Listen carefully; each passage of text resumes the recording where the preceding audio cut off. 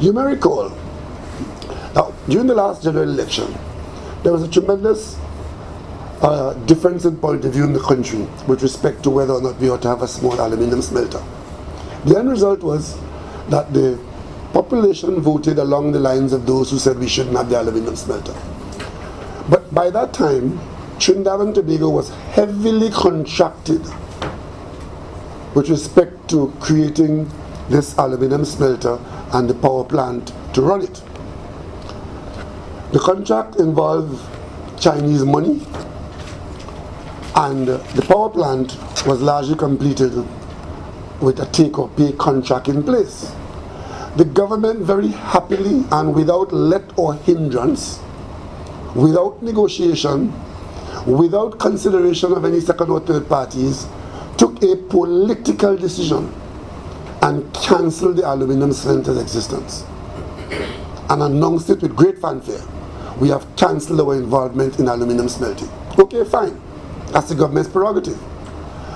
What we have not been told from that day till now is the full story about the consequences of that action, because had the government come out front and told the population what the consequences are likely to be with respect to cancellation, which was done largely in the context of environmental concerns, some members of the national community may have thought differently, but in the absence of proper information, the political decision stands unchallenged. So where are we now, almost 4 years later? Item number 1. It has been demonstrated that the government has the ability, the will and the wherewithal to cancel a contract if the government sees it fit to do so. It was done with the smelter, with the OPVs, and with personnel contracts of employees. So we know the government can cancel contracts. In the case of the OPVs, there was a big song and dance about getting back money that we had paid for these items. The government praised itself and its supporters were laughing at great Attorney General work. Of course, it was all tomfoolery, but we ended up without the equipment. Today I asked 2 questions. What is the consequence of the government's cancellation of the Alutrint project? As you recall, Alutrint was a project in which the government of Trinidad and Tobago, through its agencies, had majority shareholding in a small aluminium smelter with an external shareholding with a company called Sural, I think it was, from Venezuela. Now, the minority shareholder always maintained that his interest was prejudiced by the government's actions.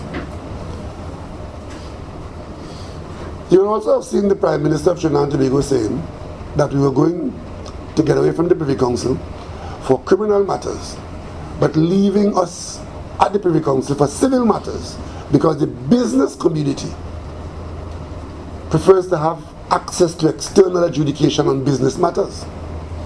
I can tell you today, this office has been advised that the minority shareholder in the Alutrint plant, having waited for a considerable period of time for government clarification, none being forthcoming, that minority shareholder is currently exercising its right under the contract to arbitration,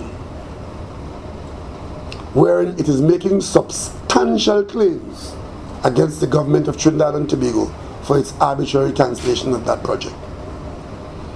My information is that this arbitration is taking place in the United States, and that the claims being made are well upwards of $100 million US, being prosecuted by high quality lawyers of the minority shareholder. Quietly and secretly, the Attorney General's office, we're being told, or whoever is acting for the government, has picked up 1 or 2 or 3 lawyers by the street corner somewhere and have sent them to represent our interests in the States.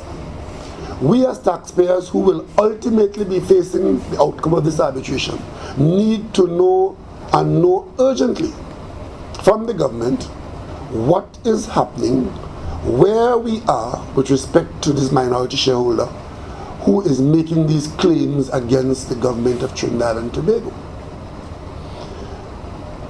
They were very happy to tell us about somebody who was making a claim against the THA for some project in Tobago, some hotel project, which wasn't approved by the THA. and the government was out front trying to make an election matter out of this claimant making claims against the THA, but silent as a grave against letting us know that we are facing hundreds of millions of dollars in liabilities in a foreign court. And like other matters, we have been choosing lawyers at the whims and fancies of those who are friends and associates of persons of good breeding.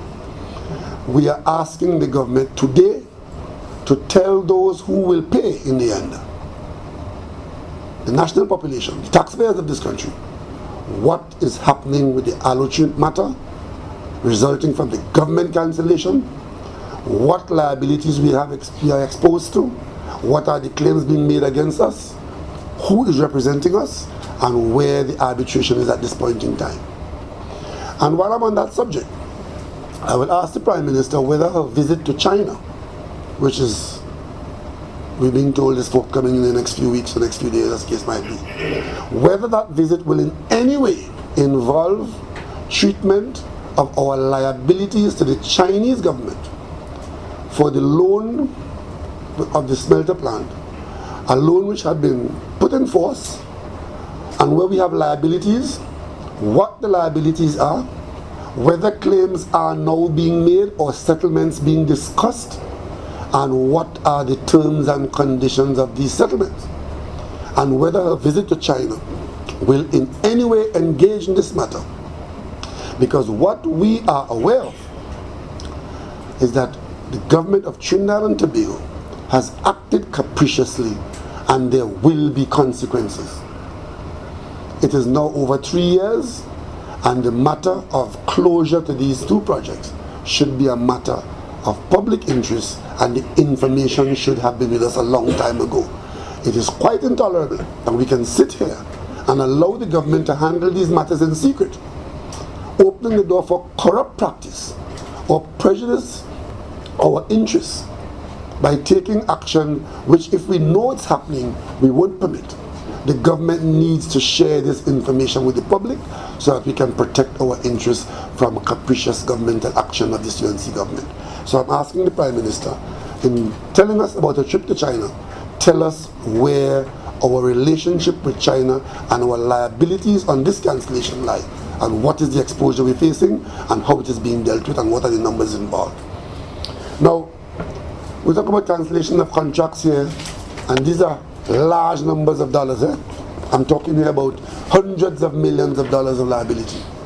And that brings me to the answer to the question in Parliament about the power plant. The power plant, which was covered by a take-or-pay contract, is down there at Union Estate. You were told last Friday that the government, under that contract, is having to pay $43 million a month for power we don't need. That is a direct consequence of the cancellation of the project. So not only did we not get the outcome of the benefits of selling aluminium products, we are having to pay that kind of money for something that we are contracted to take that we don't need at this time. $43 million a month.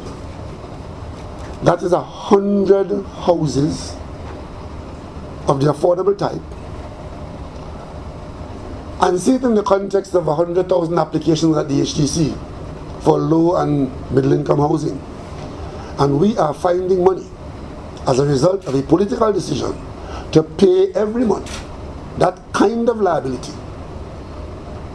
It's like putting a match to 100 houses every month. And the government is silent and accepting it as of their right, coming into office under the Pfizer-Bad Accord.